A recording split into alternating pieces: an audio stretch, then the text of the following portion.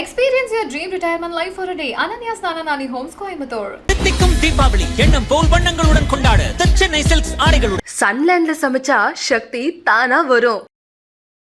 Rajinikanth sir health is down admitted in and private hospital அப்படின்னு சொல்லிட்டு India today NDTV எல்லாத்துலேயுமே வந்து நியூஸ் ஃப்ளாஷ் ஆகுது. ஸோ ஸ்மோக்கிங் தெரியும் உங்களுக்கு வந்து சொல்ல வேண்டிய அவசியம் இல்லை. சார் வந்து அவர் ஃபேமஸாக பார்த்தீங்கன்னா அவரோட டிஃப்ரெண்ட் ஸ்டைல்ஸ் ஆஃப் ஸ்மோக்கிங்கில் தான் இப்படி போடுவார் அப்படி போடுவார் அப்படின்ற மாதிரி. ஸோ அதுவும் வந்து பார்த்தீங்கன்னா வந்து இதுக்கு ஒன் ஆஃப் த ரீசன்ஸாக இருக்கலாம். இப்போ ஏஜ் ஆக நம்ம உறுப்பில் வந்து எல்லாமே கொஞ்சம் கொஞ்சம் செயல் இழக்கும். அதே மாதிரி அயோட்டிக் வேல் வந்து தேய்மானம் அடையிறதுக்கு வாய்ப்பு அதிகம். அயோட்டிக் கால்சிஃபை ஆகி தேய்மானம் இது ஒன்று. இவருக்கு ஆல்ரெடி நம்ம பார்த்தோம்னா அந்த டிரான்ஸ்பிளான்ட், அதாவது இந்த கிட்னி டிரான்ஸ்பிளான்ட் சிங்கப்பூரில் போய் பண்ணிட்டு வந்தாங்க. அவரே கூட சொல்லியிருந்தாரு நிறைய. ஸோ இந்த கிட்னி டிரான்ஸ்பிளான்ட்லாம் பண்ணுறவங்களுக்கு வந்து பார்த்தீங்கன்னா ஈஸியாக வந்து பார்த்தீங்கன்னா இந்த பிபி எப்பயுமே ஹையாக இருக்கும். அதாவது என்னென்னா ஆன்ஜியோ வந்து பண்ணுறாங்க. ஆனால் ஆன்ஜியோவை தாண்டி வந்து இன்னும் மேல்பட்ட சிகிச்சை வந்து அவருக்கு பண்ணுறதாக வந்து பேச்சு அடிப்படுது. அதுக்கு பேர் டேவர் அப்படின்ற மாதிரிலாம் வந்து நியூஸ் பார்த்தோம். சிம்பிளாக ஒரே ஒரு லாஜிக் என்னென்னா கண்டிப்பாக வந்து ப்ரெஸ்க்கோ மீடியாக்கோ டேவர் பற்றிலாம் தெரிய வாய்ப்பே இல்லை. வந்து இந்த அயோட்டிக் வேல்வும் சரி, இன்ஃபீரியர் வால் ஹார்ட் அட்டாக்கும் சரி, இல்லை வந்து அயோட்டால ரத்த குழாயில் வந்து அடைப்பு இருந்தாலும் சரி, எல்லாத்துக்குமே ஸ்மோக்கிங் ஒரு இம்பார்ட்டன்ட் ரிஸ்க் ஃபேக்டராக வந்து அமையுது. சாருக்கு இப்போ 73 வயசாகுது இல்லையா சார்? இந்த மாதிரி ட்ரீட்மெண்ட்லாம் கொடுக்க முடியுமா அவருக்கு? அது நீங்கள் சொல்கிறது ரொம்ப வந்து சவாலான விஷயம். அதனால தான் வந்து அவசரப்பட்டு எதுவும் அவங்க சொல்ல மாட்டேன்றாங்கன்றது எனக்கு தோணுது. ஏன்னா ஒரு சின்ன வயசுனும் போது நம்ம தைரியமாக சொல்லலாம். இப்போ எக்ஸாம்பிள் அட்லீஸ்ட் ஒரு 40-50 கூட ரிஸ்க் எடுத்து நம்ம தைரியமாக சொல்லலாம். பயமாக இருக்குது. 60 டச் பண்ணாலே வந்து போப்பா பெரிய 60 டச் பண்ணிட்டோம்ப்பா அப்படின்ற மாதிரி ஒரு ஃபீலிங் கொடுத்துரும் போல. 73 இயர்ஸில் வந்து பார்த்தீங்கன்னா நீங்கள் வந்து இவருக்கு எந்த ப்ராப்ளம்னால வேணால் அட்மிட் ஆகிருக்கட்டும். ஆனால் அதுக்கு வந்து இவங்க கொடுக்குற மருந்து ஒத்துக்கணும். இப்போ வந்து அவருக்கு கிட்னி வேறு ப்ராப்ளம், ஆல்ரெடி ரீனல் டிரான்ஸ்பிளான்ட். அப்போ அதுக்கு ஏற்ற மாதிரி ஒரு மருந்தோட டோஸை மாற்றணும். இப்போ இதில் 73 இயர்ஸ்ன்றது வந்து ஒரு பெரிய சேலஞ்ச் தான். ஓகேங்களா? இப்போ யங் ரத்தம்னா நம்ம அடிபட்டாலும் திருப்பி எழுந்து ஓடுவோம். ஆனால் அந்த பாடி அடிபட்டது திருப்பி எழுந்து ஓடுறது கஷ்டம். ஸோ இந்த மாதிரி கண்டிப்பாக ஒரு சேலஞ்சஸ்ன்றது 100க்கு 100 இருக்குது. அயோட்டாவில் வந்து ஸ்டட்டு வைக்கிறதா சொல்லியிருக்காங்க இல்லையா சார்? அதாவது இந்த மெயின் அயோட்டா அப்படின்னு சொல்லக்கூடிய வெசலில் வந்து அடைப்பு இருந்தாலும் இந்த மாதிரி அறிகுறிகள் வரும்னு நான் சொல்லியிருந்தேன். அந்த ஆங்கிள் தான் இப்போ வந்து நம்மளுக்கு ஹாஸ்பிட்டலில் அறிக்கையாக கொடுத்துருக்காங்க. அது ஹார்ட்லேருந்து இந்த அயோட்டிக் வேல்வ் வழியாக அது கீழே வர்றது தான் அந்த அயோட்டா. அதில் வந்து ஒரு வீக்கம் அடைப்பு வந்து இருந்திருக்கு. அந்த அடைப்பை வந்து பார்த்திங்கன்னா வந்து சரி செய்யறதுக்கு சர்ஜரி மெத்தடை பயன்படுத்தாம நான் இன்டர்வென்ஷன் மெத்தட், அதாவது சர்ஜரி இல்லாம வந்து ஒரு சின்னதாக கெத்திட்டர் வச்சு ஒரு கழுத்து வழியாவோ இல்லைனா வந்து கால் வழியாவோ போயிட்டு அந்த இடத்துல ஒரு ஸ்டென்ட் வைக்கிறாங்க. அதுதான் அந்த அறிக்கையில வந்து கிளியரா வந்து கொடுத்துருக்கு. 75 வயசு அப்படின்னும் போது அவருக்கு ஒரு major heart surgery, opening surgery ரொம்ப கஷ்டம். சார் இப்போ ரொம்ப பரபரப்பாக பேசுகிற விஷயம், ரஜினிகாந்த் அவரை வந்து ஹாஸ்பிட்டலில் அட்மிட் பண்ணியிருக்காங்க. நேற்று நைட் அவர் ஹாஸ்பிட்டலில் வந்து அட்மிட் பண்ண சொல்ல ஜென்ரல் செக்கப்புன்ற மாதிரி சொன்னாங்க. இப்போ ஏதோ சர்ஜரி பண்ண போகிற அளவுக்கு பேசுகிறாங்களே சார், என்னாச்சு? இல்லை, ஆக்சுவலாக இந்த இடத்துல வந்து நம்ம வந்து ஹாஸ்பிட்டல் சைட்லேருந்து ஒரு கிளியரான ஒரு அறிக்கை வந்து நம்மளுக்கு வந்து எப்பவுமே தேவைப்படுது. ஏன்னா ஒரு எப்பவுமே விவிஐபி இந்த மாதிரி சூப்பர் ஸ்டார், அதுவும் இந்தியாவோட ஐகான்னும் போது நேஷனல் மீடியா வரைக்கும் நியூஸ் போடுறாங்க. Rajinikanth sir health is down admitted in and private hospital அப்படின்னு சொல்லிட்டு இந்தியா டுடே என்டிடிவி எல்லாத்துலேயுமே வந்து நியூஸ் ஃப்ளாஷ் ஆகுது. ஆனால் எதுலேயுமே வந்து நம்மளுக்கு ஏதோ ஹெல்த் ப்ராப்ளமா அவ்வளோதான் வந்து சொல்லப்படுதே தவிர என்ன ப்ராப்ளம்ன்றது அந்த ஹாஸ்பிட்டல் சைட்லேருந்து எப்பயுமே வந்து ஒரு விளக்கம் வந்து கொடுக்கணும். அதை அவங்க வந்து டிலே பண்ணுறாங்க. ஏன் அப்படின்றது தெரியல. அது அந்த இடத்துல ஒரு கேள்விக்குறி தான் இருக்குது. ஆனால் அவருக்கு இது வரைக்கும் வந்து நம்மளுக்கு வந்த நியூஸ், அதே மாதிரி இது வரைக்கும் அவருக்கு வந்து என்ன ப்ராப்ளமோட போனார், இதெல்லாம் வச்சு நம்ம வந்து ஒரு யூகத்தில் வந்து நம்ம என்னென்னலாம் இருக்க வாய்ப்பு இருக்குது அப்படின்னு பேச முடியும். அவரோட பாஸ்ட் ஹிஸ்ட்ரி, இதுக்கு முன்னாடி என்னென்னலாம் ப்ராப்ளம் நடந்திருக்கு இதெல்லாம் வச்சு. ஸோ இப்போ வந்து பார்த்திங்கன்னா ஏதோ ஒரு செரிமான காரணம் வந்து ஒரு பிரச்சனையாக இருக்குது ஒன்று. ரெண்டாவது வந்து பார்த்திங்கன்னா இந்த வயிறு பகுதியில் வந்து ஒரு வலி வீக்கம் இந்த மாதிரி இருக்குது அப்படின்ற மாதிரி போயிருக்காங்கன்றாங்க. சரி, அப்படின்னும் போது இது ஒரு ப்ராட் கேஸாக பார்க்கணும். அதாவது சிம்பிள் ஒரு அசிடிட்டி, ஒரு GRD, gastro oesophageal reflex problem, ulcer problem எதுவாக இருந்தாலும் அந்த மாதிரி ஒரு வலி வரும். ஆனால் இம்பார்ட்டண்ட்டாக ஹார்ட்டில் ப்ராப்ளம் இருந்தால் கூட இந்த மாதிரி வந்து வலிகள் வந்து வரும். ஹார்ட்டில் எஸ்பெஷலி வந்து 2 இம்பார்ட்டன்ட் கண்டிஷன். ஒன்று வந்து பார்த்தீங்கன்னா வந்து இன்ஃபீரியர் வால் ஹார்ட் அட்டாக், அதாவது ஹார்ட் அட்டாக்ல இன்ஃபீரியர்னா இந்த ஹார்ட்டோட இந்த பேஸ் பகுதி கீழ் பகுதியில் வர அட்டாக்ஸு. ரெண்டாவது வந்து பார்த்தீங்கன்னா இந்த அயோட்டிக்னு ஒரு முக்கியமான வேல்வ் இருக்குது. ஹார்ட்டில் பொறுத்த வரைக்கும் 4 வேல்வ் இருக்குது. அந்த வேல்வ் வழியாக தான் ரத்தங்கள் வந்து வெளியே வந்துட்டு போயிட்டு இருக்கு. அதில் வந்து பார்த்தீங்கன்னா மைட்ரல் வேல்வ், ட்ரைகஸ்பீடு, பல்மனரி, அயோட்டிக்னு 4 வேல்வ் இருக்குது. இதில் அந்த அயோட்டிக் வேல்வ் இன்வால்மெண்ட் ஆச்சு. அந்த அயோட்டிக் வேல்வ் வந்து சுருங்கி இருக்குது, ஸ்டினோஸாக இருந்தாலும் இதே மாதிரி வந்து நம்மளுக்கு வந்து இந்த நெஞ்சு வலி, அதே மாதிரி வந்து வயிறு பக்கத்தில் ஒரு டிஸ்கம்ஃபர்ட்டு, நடக்கும் போது மயக்கம், இதெல்லாமே வந்து நம்மளுக்கு வரக்கூடும். ஸோ இந்த மாதிரி ஒரு ஆங்கிளில் கேஸ் அணுக வேண்டியது வந்து இருக்குது தேவை. மூணாவதாக பார்த்தீங்கன்னா வந்து அந்த அயோட்டா அப்படின்றது அப்படின்றது வந்து பார்த்தீங்கன்னா, அந்த ஹார்ட்லேருந்து வெளிய வரக்கூடிய ஒரு முக்கியமான ரத்த குழாய். அந்த ரத்த குழாயில ஏதாவது அடைப்பு இருந்தா கூட வயிறுல வீக்கம், வயிறு வலி இந்த மாரிலாம் வந்து வர வாய்ப்பு இருக்கு. ஸோ இந்த மாரி ப்ராடா இத்தன ஆங்கிள்ல நம்ம கேஸ் வந்து இவர் சொல்ற சிம்ப்டம்ஸ் வச்சு போக சான்ஸ் வந்து இருக்கு. இதுல வந்து நான் இன்ட்ரஸ்டிங்கா வந்து என்ன பார்க்குறேன் அப்படின்னு பார்த்தீங்கன்னா, நெறைய மீடியாஸ்ல மார்னிங்ல இன்க்ளூடிங் தந்தி நெறைய மீடியாஸ்ல வந்து பார்த்தீங்கன்னா, ஒரு வார்த்தை சொல்லியிருந்தாங்க. அதாவது என்னன்னா ஆஞ்சியோ வந்து பண்றாங்க. ஆனா ம். ஆஞ்சியோவ தாண்டி வந்து இன்னும் மேல்பட்ட சிகிச்சை வந்து அவருக்கு பண்றதாக வந்து பேச்சு அடிபடுது. அதுக்கு பேரு டேவர் அப்படின்ற மாரிலாம் வந்து நியூஸ் பார்த்தோம். சிம்பிளா ஒரே ஒரு லாஜிக் என்னன்னா, கண்டிப்பா வந்து பிரஸ்‌க்கோ இல்லன்னா வந்து நியூஸ்‌க்கோ வந்துட்டு மீடியாக்கோ டேவர் பத்திலாம் தெரிய வாய்ப்பே இல்ல. கண்டிப்பா யாருக்கும் தெரியாது இந்த கண்டிப்பா வார்த்தை. வாய்ப்பில்ல. ஹார்ட் அட்டாக்கு புரியுதா? ம். பக்கவாதம் இந்த மாரி ஏதோ அந்த மாரி ஸ்ட்ரோக் இந்த மாரி காமன் டெர்ம்ஸ் தான் தெரியுமே தவிர, டேவர்ன்றது ஒரு பெரிய இன்டர்வென்ஷனல் ப்ரொசீஜர். அந்த ம். ப்ரொசீஜர் பேர்லாம் வெளிய தெரியறதுக்கு வாய்ப்பே கிடையாது. அப்படிப்பட்ட பேர் திடீர்னு அடிபடுது அப்படின்னும்போது, கண்டிப்பா அத ஒட்டி பேச வேண்டிய ஒரு தேவை இருக்கு. அது மட்டும் இல்லாம அவர் போன அறிகுறிகளுக்கும், அந்த ப்ரொசீஜருக்கும் மேட்சும் ஆகுது. ஸோ ம். இத பத்தி வந்து பார்த்தீங்கன்னா வந்து, நம்மளுக்கு அந்த ஹாஸ்பிட்டல் சைட்லருந்து கிளியரா வரும்போது, நமக்கு வந்து இது எந்த அளவுக்கு உண்மை அப்படின்னு தெரிய வரும். இந்த சொல்லுங்க. நீங்க எத கேட்க அந்த வந்தீங்க? டான்வர்னா என்னது? அதுதான். அதான் நான் சொல்ல வரேன். இப்ப இந்த டேவர்ன்றது என்ன அப்டின்னா, இப்ப எக்ஸாம்பிள் இந்த அயோர்டிக் வால்வ்ன்னு சொன்ன முக்கியமான வால்வ் அதுலருந்து தான் பிளட் வெசல் வெளிய வருதுன்னு. இது வந்து சுருங்கிடுச்சு, இல்லன்னா இது வந்து பார்த்தீங்கன்னா கால்சிஃபை ஆயிடுச்சு அப்டின்ற மாரி இருந்தது அப்டின்னா, அப்போ வந்து அந்த அயோர்டிக் வால்வ் செயல்படாது, சுருங்கி போயிடுச்சு. அப்போ வேற ஒரு அயோர்டிக் வால்வ வந்து செலுத்துறது. ஓகேங்களா? ம். வெளிய வந்து நம்ம ரெடி பண்ணி வச்ச ஒரு மெக்கானிக்கல் பிரைவேட் வால்வ வந்து செலுத்துறது பேரு தான் அயோர்டிக் வால்வ் ரீப்ளேஸ்மென்ட்ன்னு சொல்லுவோம். ஏவிஆர். அதாவது இந்த வால்வ தூக்கிட்டு வேற ஒரு வால்வ வந்து செட் பண்றது. ஓகேங்களா? பட் ஆனா, இது ஜென்ரலா அந்த ப்ரொசீஜர் எப்படி பண்ணிக்கிட்டு இருந்தாங்க அப்படின்னு பார்த்தீங்கன்னா, ஓப்பன் ஹார்ட் சர்ஜரி பண்ணி தான் பண்ணிக்கிட்டு இருந்தாங்க. அதாவது இந்த இடத்துல வந்து ஒரு பெரிய ஒரு ம்.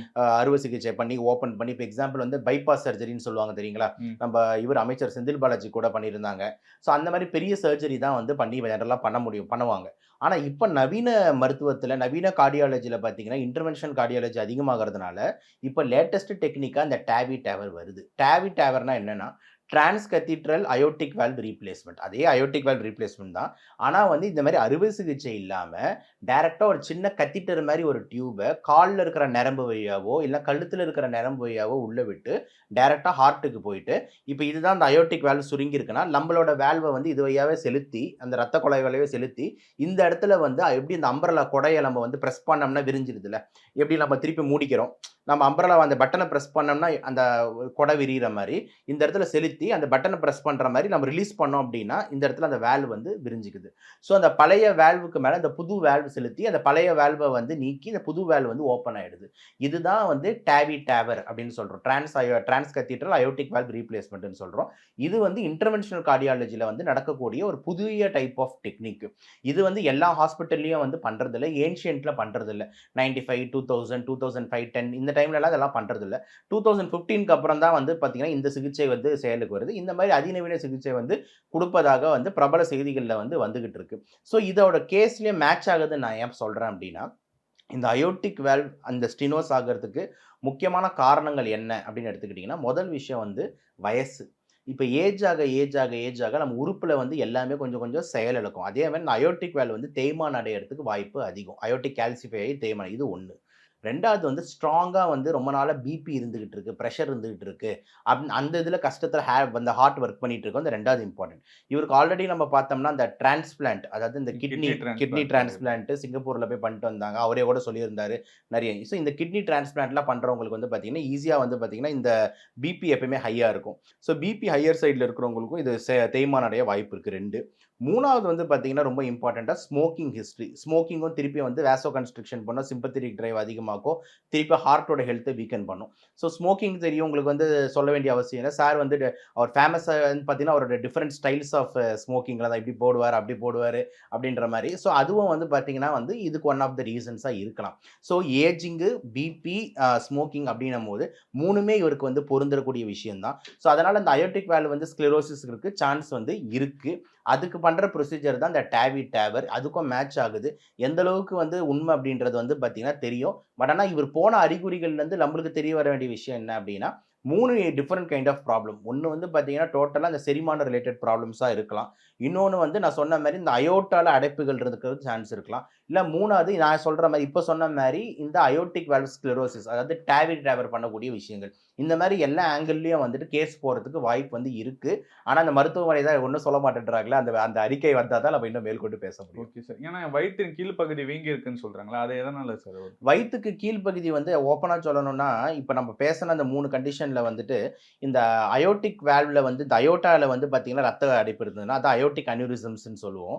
அதுல ஏதாவது இருந்தா தான் வந்து பார்த்தீங்கன்னா, இந்த அயோர்டிக் வால்வ்ல கிளாட் கிட் இருந்தா தான் நீங்க சொல்ற மாரி இந்த வயிறு வீக்கம்லாம் வரும். இல்ல ஜெனரலா வயிறு வீக்கம் வந்து இதுல ஒரு சிம்ப்டமே பெருசா கிடையாது. ஓகேங்களா?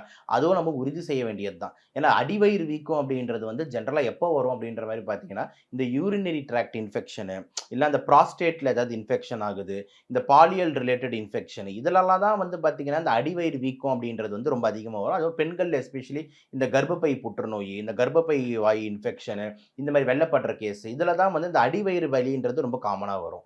இந்த மாரி வந்து இந்த ஹார்ட் ரிலேட்டட் இதுலலாம் பார்த்தீங்கன்னா, மேல் வயிறுக்கும், நெஞ்சுக்கும் நடுவுல இருக்கிற பகுதியில தான் வலி வந்து வரும். இது ஜெனரலா. ஸோ இந்த அடிவயிறு வீக்கம்ன்றது எந்த அளவுக்கு வந்து உண்மைன்னு நம்மளுக்கு தெரியல. நம்ம பார்க்கணும். ஆனா இன்னொரு ஆங்கிள்ல நம்ம யோசிக்கிறோம் அப்படின்னா, அவருக்கு ஆல்ரெடி இந்த கிட்னி ரீப்ளேஸ்மென்ட் ப்ராப்ளம் வேற இருந்தது. ரீனல் டிரான்ஸ்பிளான்ட்லாம் பண்ணியிருந்தாங்க. கிட்னி ரிலேட்டடா ஏதாவது இஷ்யூ இருந்ததுன்னா கூட உங்களுக்கு வந்து பார்த்தீங்கன்னா, இந்த அடிவயிறுல வந்து வீக்கம் வரதுக்கு ஒரு சான்ஸ் இருக்கு. எக்ஸ்ப்ளைன் பண்ணணும்னா. அதர்வைஸ் வந்து இந்த நம்ம பேசுற கேஸுக்கும் அந்த அடிவயிறு வீக்கத்துக்கும் பெருசா லிங்க் இல்லன்றது தான் நம்ம பதிலா இருக்கு. ஸ்மோக்கிங் ஹேபிட் இருக்கனால இந்த இஷ்யூலாம் நடந்திருக்கலாம் வாய்ப்பு கண்டிப்பா இருக்கு. நான் அதனால தான் அத 2வது பாயிண்ட்டாவே சொன்னேன். ஓகேங்களா? இப்ப வந்து இந்த அயோர்டிக் வால்வும் சரி, இன்ஃபீரியர் வால்வ் ஹார்ட் அட்டாக்கும் சரி, இல்ல வந்து அயோர்டால ரத்த குழாயில வந்து அடைப்பு இருந்தாலும் சரி, எல்லாத்துக்குமே ஸ்மோக்கிங் ஒரு இம்பார்ட்டன்ட் ரிஸ்க் ஃபேக்டரா வந்து அமையுது. ஏன்னா ஸ்மோக்கிங் காசஸ் வாசோ கன்ஸ்ட்ரிக்ஷன் அதாவது அந்த ரத்த குழாய சுருக்கும். ஸ்மோக்கிங் இன்கிரீசஸ் பிபி அதாவது ஸ்மோக்கிங் வந்து பார்த்தீங்கன்னா, பிபி இன்கிரீஸ் பண்ணும். ஸ்மோக்கிங் ப்ரமோட்ஸ் அத்தெரோஸ்க்ளரோசிஸ் அதாவது ஸ்மோக்கிங் வந்து ரத்த கொழுப்ப வந்து அதிகப்படுத்தும் ரத்த குழாயில. சோ தட் வந்து ரத்த கொழுப்பு அதிகப்படுத்தி அந்த ரத்த குழாய்கள் அடைச்சுக்கும். இது எல்லாமே ஸ்மோக்கிங் ப்ரமோட் பண்றோன்றது வந்து ப்ரூவன் காஸ். ஓகேங்களா? ப்ரூவன் காஸ் எல்லாமே வந்து பார்த்தீங்கன்னா, டெக்ஸ்ட் புக்ஸ்ல அடுக்கடுக்கா வந்து நான் சொன்ன பாயிண்ட்லாம் அப்படியே போட்டிருக்கும். ஸோ அதனால வந்து இதுல எந்த விதமான மாற்று கருத்தும் யோசிக்கவும் வந்து வேண்டிய அவசியம் இல்ல. கண்டிப்பா ஸ்மோக்கிங் வில் ப்ரமோட். ஓகே. ஏன்னா சாருக்கு இப்ப 73 வயசாகுது இல்லையா சார்? இந்த மாதிரி ட்ரீட்மெண்ட்லாம் குடுக்க முடியுமா அவருக்கு? அது நீங்க சொல்றது ரொம்ப வந்து சவாலான விஷயம். அதனால தான் வந்து அவசரப்பட்டு எதுவும் அவங்க சொல்ல மாட்டேன்றாங்கன்றது எனக்கு தோணுது. ஏன்னா ஒரு சின்ன வயசுன்னும்போது நம்ம தைரியமா சொல்லலாம். இப்ப எக்ஸாம்பிள் அட்லீஸ்ட் ஒரு 40, 50னா கூட ரிஸ்க் எடுத்து நம்ம தைரியமா சொல்லலாம். இப்ப எக்ஸாம்பிள் வந்து எனக்கு தெரிஞ்சு நம்ம அஜித் சார் ஒரு சர்ஜரிக்கு போயிருந்தார் கொஞ்ச நாளுக்கு முன்னாடி. அதே மாதிரி வந்து இந்த யங் ஏஜ் ஆக்டர்ஸ்லாம் போறாங்க. இப்ப நம்ம டிடி மேடம் போறாங்க, கீர்த்தி சுரேஷ் இவங்கலாம் போம்போது நம்ம டக்கு டக்குன்னு நம்மளுக்கு வந்து சொல்லிடுறாங்க. இந்த ப்ராப்ளம் முட்டிக்காக வந்தாங்க. அப்ப சரியா ஏன்னா இந்த ஏஜ்லலாம் பார்த்தீங்கன்னா, நம்ம ஹார்ட் பெர்ஃபெக்ட்டா இருக்கும். லங்ஸ் பெர்ஃபெக்ட்டா இருக்கும். கிட்னி பெர்ஃபெக்ட்டா இருக்கும். எவ்வளோ பெரிய சர்ஜரி வேணாலும் வித்ஸ்டாண்ட் பண்ணும். புரியுதா நான் சொல்றது? ஏன்னா அது வந்து யங் பாடி, இளம் பாடி நம்ம குடுக்குற ஆன்டிபயோட்டிக்ஸ்லேருந்து, ட்ரீட்மெண்ட்லேருந்து, உடம்போட இம்யூனிட்டிலேருந்து, இதுலேருந்து எல்லாமே வந்து கோப் அப் பண்ணும். ஆனா ஏஜிங்ன்ற ஒரு ஃபேக்டர்ன்றது வந்து பார்த்தீங்கன்னா, ரொம்ப ரொம்ப வந்து பார்த்தீங்கன்னா வந்து இதற்கெல்லாம் ஒத்து வராத ஒரு விஷயம். இப்ப எக்ஸாம்பிள் வந்து நீங்க ஒரு வண்டி வாங்கி வந்து பயங்கரமா வந்து அடி அடின்னு அடிச்சு ஒரு 20 வருஷம் ஆகி 15 வருஷம் 2000ல வாங்குன வண்டி இப்ப 2025 ஆயிடுச்சு. இப்ப வந்து அந்த வண்டிய உட்காந்துக்கிட்டு சர்ருன்னு நான் டாப் கியர்ல வந்து இதுக்கு மும்பைக்கு போணும், பெங்களூருக்கு போணும் நீங்க கிளம்புனீங்கன்னா, அந்த வண்டினால ஓட முடியுமா? ஓட முடியாது. ஏன் அப்டின்னா, அந்த வண்டி செயலிழந்துருச்சு. போதும். அந்த வண்டிக்கு எவ்வளோ அடி அடின்னு அடிச்சாச்சு கேரேஜுக்கு போற டைம் ஆயிடுச்சு. அதனால வந்து பார்த்தீங்கன்னா, ஏன் அந்த எக்ஸாம்பிள் சொன்னா நம்ம பாடியும் அதே மாதிரி. இப்பலாம் 73 வயசுன்றது வரைக்கும் வந்து இருக்கிறதுன்றதே வந்து காட்ஸ் கிஃப்ட்ன்னு நான் பார்க்குறேன். ஏன்னா வர நியூஸு, இல்ல நம்ம நண்பர்களு, நம்ம உறவினர்கள்ல வந்து வர இறப்பு எல்லாமே பார்த்தீங்கன்னா, 40 வயசுல காலின்றாங்க, 38 வயசுல காலின்றாங்க, 45 வயசுல காலின்றாங்க. பயமா இருக்கு. 60 டச் பண்ணாலே வந்து போப்பா பெரிய 60 டச் பண்ணிட்டோம்ப்பா அப்படின்ற மாரி ஒரு ஃபீலிங் குடுத்துரும் போல. இப்ப இதுல 73 இயர்ஸ்ன்றது வந்து ஒரு பெரிய சேலஞ்ச் தான். ஓகேங்களா? 73 இயர்ஸ்ல வந்து பார்த்தீங்கன்னா, நீங்க வந்து இவருக்கு எந்த ப்ராப்ளம்னால வேணா அட்மிட் ஆயிருக்கட்டும். ஆனா அதுக்கு வந்து இவங்க குடுக்குற மருந்து ஒத்துக்கணும். இப்போ வந்து அவருக்கு கிட்னி வேற ப்ராப்ளம். Already renal transplant. அப்ப அதுக்கு ஏத்த மாரி ஒரு மருந்தோட டோஸ மாத்தணும். இப்ப நம்மளுக்கு குடுக்குற இப்ப எக்ஸாம்பிள் பிப்ராசிலின் ஒரு மருந்து வந்து 4.5 கிராம்ஸ் 3 டைம்ஸ் a day நம்ம குடுக்குறோம் அப்படின்னா, அந்த கிட்னி பேஷண்ட்ஸ்க்கு வெறும் 2.25 தான் குடுக்க முடியும். 4.5 குடுக்க முடியாது. ஏன்னா 4.5 குடுத்தீங்கன்னா கிட்னி போயிரும். இந்த மாரி ஏகப்பட்ட ப்ராப்ளம்ஸ் நெருக்கடிகள் வந்து இருக்கு. ஏஜ் ரிலேட்டட் ஆல்ரெடி ஃபங்ஷன்ஸ் டவுனா இருக்கும். ஸோ நெறைய மருந்து வந்து ஏஜா இருக்கவங்களுக்கு குடுக்க முடியாது. ஸோ பலவிதமான சேலஞ்ச். பிளஸ் அவர் பாடி எப்படி எப்படி கோப் அப் பண்ணும். கோப்பப் பண்ணாது. இப்போ யங் ரத்தம்னா நம்ம அடிபட்டாலும் திருப்பி எந்திச்சு ஓடுவோம். ஆனா அந்த பாடி அடிபட்டது திருப்பி எந்திச்சு ஓடுறது கஷ்டம். ஸோ இந்த மாதிரி கண்டிப்பா ஒரு சேலஞ்சஸ்ன்றது 100க்கு 100 இருக்கு. இப்போ எக்ஸாம்பிள் நல்ல உதாரணம் வந்து பார்த்தீங்கன்னா, நம்ம கேப்டன் சார் எடுத்துக்கோங்க. கேப்டன் சார் சமீபமா ஒரு 7, 8 வருஷமாவே உடல்நலக் குறைவிலேயே தான் இருந்தார். பார்த்தீங்களா இல்லையா? ஒருத்தவங்க கூட இருந்து பார்த்துக்கிட்டு, போய்க்கிட்டு, அடிக்கடி சளி பிடிச்சிக்குது அவருக்கு. ஸோ அந்த ஹெல்த் டவுன் ஆயிட்டதுக்கு அப்புறம் திருப்பி அதில ரெக்கவர் ஆகி வந்து நம்மளுக்கு பழைய ஆள் மாரி ஓடுறதுன்றது கஷ்டம். ஏன் அப்டின்னா ஏஜ். இப்போ கேப்டன் சார், நம்ம சூப்பர் ஸ்டார் சார்லாம் பெரிய ஏஜ் டிஃபரன்ஸ் கிடையாது. ஓகேங்களா? எல்லாருமே அந்த 65 டூ 75க்குள்ள இருக்கிற அந்த ஏஜ் குரூப்ல இருக்கிறவங்க. அப்டின்னும்போது அவங்களலாம் வந்து பார்த்தீங்கன்னா, நம்ம வந்து பழைய மாரி சூப்பரா ஆயிடுவாரா அப்டின்னும்போது சந்தோஷம் தான் ஆனா. பட் ஆனா வந்து என்னன்னா வந்து இந்த ஏஜ்ன்ற ஒரு ஃபேக்டர் வந்து ஒரு பெரிய ரோல ப்ளே பண்ணுது. அதனால வந்து என்ன வேணா நடக்கலாம் அப்டின்ற ஒரு கான்செப்ட்க்கு மைண்டுக்கு நம்ம வரணும். இத வந்து நான் மக்களுக்கும் ஏன் சொல்றேன் அப்டின்னா, உங்க வீட்லயும் நெறைய பேர் வந்து நெறைய பேஷண்ட்ஸ் வருவாங்க. அந்த தாத்தாக்கு ஆல்ரெடி 78 வயசு, 80 வயசு ஆயிருக்கும். அவங்க வந்து பார்த்தீங்கன்னா வந்து, "அவர எப்படியாவது நார்மல் ஆக்கிருங்க. அவர ஓட வையுங்க. அவருக்கு மூச்சு வாங்கக்கூடாது. அவருக்கு இருமலே இருக்கக்கூடாது." ஸோ அத வந்து மக்கள் புரிஞ்சுக்கணும். 80 வயசு வரைக்கும் அந்த தாத்தா உழைச்சிருக்காரு, ஓடுறாருன்னா, அது அவருக்கு அந்த அ நோய் கூட வரல, இல்ல அந்த அறிகுறி கூட வரலன்னா, அப்படி அதையே நார்மல் ஆக்குற மாரி நாங்க இருந்தோம்னா, இந்த உலகத்துல யாருமே என்ன சொல்றது? மேலேயே போக மாட்டாங்க. சிம்பிளா நான் சொல்லணும்னா. ஸோ அதனால வந்து ஏஜ்ன்றது ஒரு பிராட் கான்செப்ட் நம்ம எல்லாருமே புரிஞ்சுக்கணும்ன்றது தான் சொல்றேன். எவ்வளோ சீக்கிரத்துல அவர டிஸ்சார்ஜ் பண்ண வாய்ப்பு இருக்கு சார்? இப்ப இவங்க சொல்ற மாரி அந்த டேவர்ன்ற நியூஸ்லாம் வந்து உண்மையா இருந்ததுன்னா, கண்டிப்பா வந்து ஒரு 5 நாளாவது ஆகும் சார். 5 நாளா? கண்டிப்பா ஆயிடும். ஏன் அப்டின்னா வந்து இப்போ ஒரு நார்மல் ஆளுக்கே வந்து பார்த்தீங்கன்னா, ஒரு ஹார்ட்ல கை வைக்கிறாங்க, ஒரு ஆஞ்சியோ பண்ணி பார்க்குறாங்க, இல்லன்னா ஒரு சின்ன ப்ரொசீஜர் பண்றாங்கன்னா, ஒரு நாள் வந்து ஐசியூல அப்சர்வேஷன் வைப்பாங்க. அதுக்கப்புறம் ஒரு நாள் வந்து வார்ட்ல வைப்பாங்க. சீரா இருந்ததுன்னா, ஒரு 3வது நாள், 4வது நாள் தான் டிஸ்சார்ஜ் பண்ணுவாங்க. இவரு ஒரு விஐபில விவிஐபி இந்தியாவோட ஒரு பெரிய ஐகான். இவரு என்ன சொல்றாரோ எல்லாரும் ஒத்து பார்ப்பாங்க. அப்டின்னும்போது வந்து அவ்வளோ ஈஸியா வந்து ஹாஸ்பிட்டல் வந்துட்டு டேக் இட் ஃபார் கிராண்டட்லாம் அனுப்ப முடியாது. கண்டிப்பா இந்த டேவர் இதெல்லாம் உண்மையா இருந்ததுன்னா, ஒரு 1, 2 நாளாவது ஐசியூல இருந்து அவரோட பிபி எப்படி இருக்கு? பிளட் பிரஷர் வந்து நார்மலா இருக்கா? பல்ஸ் ரேட் எப்படி இருக்கு? ஹார்ட் செயல்பாடெல்லாம் கரெக்ட்டா இருக்கா? எல்லாம் பார்த்துட்டு, அதுக்கப்புறம் வந்துட்டு தான் வார்டுக்கு மாத்தி, வார்ட்லயும் நல்லா இருந்தாருன்னா தான் வீட்டுக்கு அனுப்ப முடியும். ஸோ இது வந்து ஒரு ஸ்டெப் பை ஸ்டெப் ப்ராசஸா தான் இருக்கும். So I guess 4 or 5 days. ஏன்னா நான் ஒரு நியூஸ் பார்த்தேன். நம்ம ஹெல்த் மினிஸ்டர் சுப்ரமணியன் வந்து சாயங்காலமே வீட்டுக்கு வந்துருவாருன்ற மாரி ஏதோ சொல்லியிருந்தாருன்னு சொன்னாங்க. ஸோ அவரு இன்னைக்கே வந்துருவாருங்க, ஒண்ணும் இல்ல அப்படின்ற மாரி. எனக்கு தெரிஞ்சு அவ்வளோ ஈஸியாலாம் வந்து இன்னைக்கே வர மாரி இல்ல. ஆனா இப்போ வந்து ஒரு தொலைக்காட்சியில நியூஸ் வந்து பார்த்தேன். இந்த மாரி வந்து 3, 4 நாட்கள் ஆகும். இன்னைக்கு ஈவினிங் வந்து என்ன நடந்ததுன்னு சொல்லிட்டு விரிவா வந்து மருத்துவமனை வந்து அறிக்கை குடுக்கறதாக இருக்கு அப்படின்ற மாரி சொல்றாங்கன்ட்டு பொறுத்திருந்து தான் பார்க்கணும். சார், நம்ம பேசிட்டு இருக்க டைம்ல அப்போலோ ஹாஸ்பிட்டல்லேருந்து ஒரு அறிக்கை விட்டுருக்காங்க. அயோட்டால வந்து ஸ்டட் வைக்கிறதா சொல்லியிருக்காங்க இல்லையா சார்? இத பத்தி தான் நீங்க இப்போ பேசிட்டு இருந்தீங்க. அத பத்தி சொல்லுங்க சார். கரெக்ட். இப்ப நம்ம யூகத்துக்குலாம் வந்து ஹாஸ்பிட்டல் சைட்லேருந்து இந்த மாரி ஒரு சொன்னோம்னா, நம்ம வந்து கிட்டத்தட்ட சந்தோஷமா வந்து ஆமான்னு சொல்லிறலாம். இப்ப நம்ம ஒரு 3 ஆங்கிள்ல பேசணும். அதுல ஒரு ஆங்கிள், அதாவது இந்த மெயின் அயோட்டா அப்படின்னு சொல்லக்கூடிய வெசல்ல வந்து அடைப்பு இருந்தாலும் இந்த மாரி அறிகுறிகள் வரும்னு நான் சொல்லியிருந்தேன். அந்த ஆங்கிள் தான் இப்ப வந்து நம்மளுக்கு ஹாஸ்பிட்டல்ல அறிக்கையா குடுத்துருக்காங்க. என்ன அப்படின்னு பார்த்தீங்கன்னா வந்து, இந்த அயோட்டான்றது ஒரு முக்கியமான ரத்த குழாய். அது ஹார்ட்லேருந்து இந்த அயோட்டிக் வால்வ் வழியா அது கீழ வர்றது தான் அந்த அயோட்டா. அதுல வந்து ஒரு வீக்கம், அடைப்பு வந்து இருந்திருக்கு. அந்த அடைப்ப வந்து பார்த்தீங்கன்னா வந்து சரி செய்யறதுக்கு சர்ஜரி மெத்தட பயன்படுத்தாம, நான் இன்டர்வென்ஷன் மெத்தட், அதாவது சர்ஜரி இல்லாம வந்து ஒரு சின்னதா கேத்தீட்டர் வச்சு நான் காமிச்சேன்ல ஒரு கைடு வயர் மாரி. அந்த மாரி வந்து கழுத்து வழியாவோ, இல்லன்னா வந்து கால் வழியாவோ போயிட்டு, அந்த இடத்துல ஒரு ஸ்டென்ட் வைக்கிறாங்க. அதுதான் அந்த அறிக்கையில வந்து கிளியரா வந்து குடுத்திருக்கு. ஓகேங்களா? நான் சர்ஜிக்கலா வந்து நம்ம ஒரு கேத்தீட்டர் வழியா போயி, அந்த அயோர்டாவுக்கு ஒரு ஸ்டென்ட் வைக்கிறோம். ஸ்டென்ட் போட்டிருக்கோம். ஸோ ஸ்டென்ட் போட்டவுடனே என்ன ஆகும்னா, அந்த வீக்கம் அடைஞ்ச அந்த வீக்கமா இருக்கிற அந்த அயோர்ட்டா வந்து இந்த ஸ்டென்ட் போட்டவுடனே விரிஞ்சுக்கும். ஸோ தட் வந்துட்டு ரத்த சப்ளை சீரா இருக்கும். ரத்த சப்ளை சீரா இருந்தது அப்படின்னா வந்து இந்த வயிறு செரிமான பிரச்சனை, ஏன்னா வயித்துக்கு போற பிளட் சப்ளை எல்லாமே இந்த அயோர்ட்டாவ பேஸ் பண்ணி தான் இருக்கு. அயோர்ட்டா கன்ஸ்ட்ரிக்ட் ஆச்சு அப்படின்னா வயிறுக்கு போறது, கீழ காலுக்கு போற பிளட் சப்ளை எல்லாம் குறையும். ஓகேங்களா? ஸோ இந்த ஸ்டென்ட் வைக்கும்போது பிளட் சப்ளை சீரா போக போகுது.